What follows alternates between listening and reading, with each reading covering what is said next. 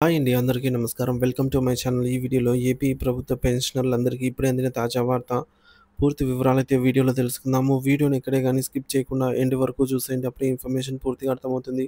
Video చూస్తున్న ప్రతి ఒక్కరు వీడియోకి లైక్ చేయండి ఫ్రెండ్స్. ఈ వీడియోని తోటి పెన్షనర్ మిత్రులతో అయితే షేర్ చేయండి. కొత్తగా మన ఛానల్ చూస్తున్నవారు ఇంకా ఎవరైనా సబ్స్క్రైబ్ చేసుకున్నట్లయితే వెంటనే మన ఛానల్‌ని సబ్స్క్రైబ్ చేసుకోండి. దీని ద్వారా నేను చేసే ప్రతి ఒక్క వీడియో మీ వరకు రీచ్ అవుతుంది. ఇక ఆలస్యం చేయకుండా వివరాల్లోకైతే వెళ్ళిపోదాము. ఫ్రెండ్స్ ఇక విషయానికొచ్చినట్లయితే 2 పెన్షన్లు పొందే వారికి వర్తించే నియమాలు, కన్సాలిడేషన్ మరియు డియర్నెస్ రిలీఫ్ డీఆర్‌పై స్పష్టత.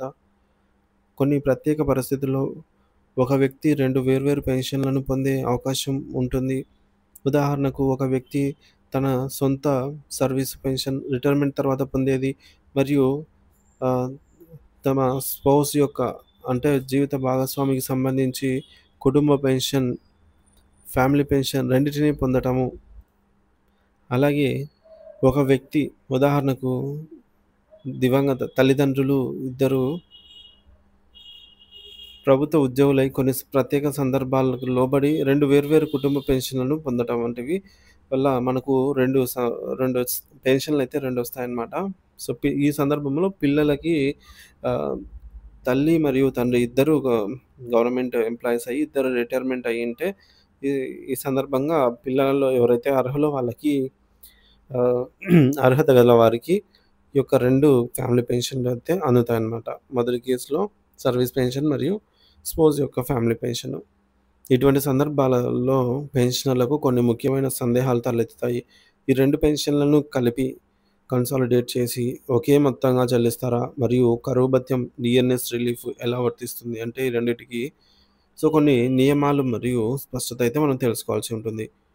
మొదటిది 2 పెన్షన్ల కన్సాలిడేషన్. ఒక సర్వీసు పెన్షన్ మరియు ఒక ఫ్యామిలీ పెన్షన్ లేదా 2 ఫ్యామిలీ పెన్షన్‌లు డ్రా చేస్తున్న రిటైర్డ్ ఉద్యోగి లేదా వ్యక్తికి ఆ 2 పెన్షన్‌లను కన్సాలిడేట్ చేయవచ్చా? అంటే, అంటే ఒకే మొత్తంగా కలపవచ్చా? అంటే అవును. నిబంధనల ప్రకారంగా అర్హత ఉన్న సందర్భాల్లో 2 పెన్షన్‌లను కన్సాలిడేట్ చేసి అంటే కలపవచ్చు. ఒకేసారి చెల్లించే విధానం అవకాశం అయితే ఉంది. సో, పరిపాలనా సౌలభ్యం కోసం ఈ విధానాన్ని అనుసరించవచ్చు. అయితే పెన్షనర్ల మూలాలు అంటే సర్వీస్ లేదా ఫ్యామిలీ పెన్షన్ వేర్వేరుగా రికార్డులలో అయితే ఉంటాయి. రెండోది డీఎన్ఎస్ రిలీఫ్ వర్తింపు. 2 పెన్షన్‌లను పొందుతున్న వారికి డీఆర్ 2 పెన్షన్‌లపై వర్తిస్తుందా? అంటే లేదు. 2 పెన్షన్‌ల పైన డీఆర్ రాదు. ఇది చాలా ముఖ్యమైన విషయం అది. నిబంధనల ప్రకారంగా ఒక వ్యక్తి 2 పెన్షన్‌లు పొందుతున్నప్పటికీ డీఎన్ఎస్ రిలీఫ్ అనేది కేవలం ఒక పెన్షన్‌పై మాత్రమే లెక్కించబడుతుంది. అలాగే ఒక పెన్షన్ మీద చెల్లించబడుతుంది. 2 పెన్షన్ల మొత్తంపై డీఆర్ అయితే వర్తించదు. లాభదాయకమైన ఎంపిక. అయితే పెన్షనర్‌కి ఒక వెసులుబాటు అయితే ఉందండి ఇక్కడ. వెసులుబాటు కల్పించింది ప్రభుత్వము. ఆ వ్యక్తి తనకు ఏ పెన్షన్‌పై డీఆర్ లెక్కిస్తే ఆర్థికంగా ఎక్కువ లాభదాయకంగా ఉంటుందో, అనగా ఏ పెన్షనర్‌పై లెక్కించిన డీఆర్ మొత్తం ఎక్కువగా ఉందో, ఆ పెన్షన్‌పై డీఆర్ పొందేందుకైతే ఎంచుకోవచ్చు. సాధారణంగా ఏ పెన్షన్ బేసిక్ మొత్తం ఎక్కువగా ఉంటుందో, దానిపై డీఆర్ ఎక్కువగా పొందడం అయితే ప్రయోజనంగా ఉంటుంది. పెన్షనర్ ఈ ఎంపికను సంబంధిత ట్రెజరీ అధికారికి తెలియాల్సి అయితే ఉంటుంది. కానీ మోస్ట్ ఆఫ్ ద కేసు మన యొక్క సర్వీస్ పెన్షనర్ పైనే డీఆర్ తీసుకోవడము చాలా మంచిదండి. ఫ్యామిలీ పెన్షన్ మీద కాకుండా.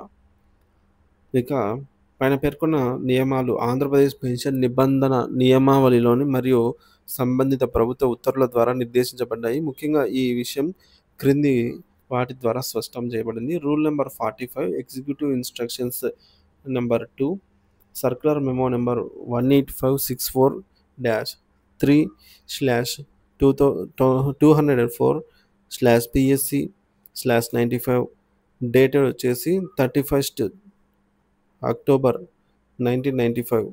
సో, ఈ సర్క్యులర్ మెమో అయితే మనం ఇక్కడ చూడొచ్చు. ముఖ్య గమనిక అండి. 2 పెన్షన్‌లు పొందుతున్న వారు తమకు వర్తించే డీఆర్ లెక్కింపు విధానం గురించి స్పష్టత లేకపోతే సంబంధిత జిల్లా ట్రెజరీ కార్యాలయాన్ని డీటీఓ లేదా ఎస్టీఓని సంప్రదించి తమకు లాభదాయకమైన పెన్షన్‌పై డీఆర్ వచ్చేలాగైతే చూసుకోవడం మంచిది. సో, ఇది ఫ్రెండ్స్ ఇప్పటివరకున్న తాజా సమాచారం. Thank you for watching this video.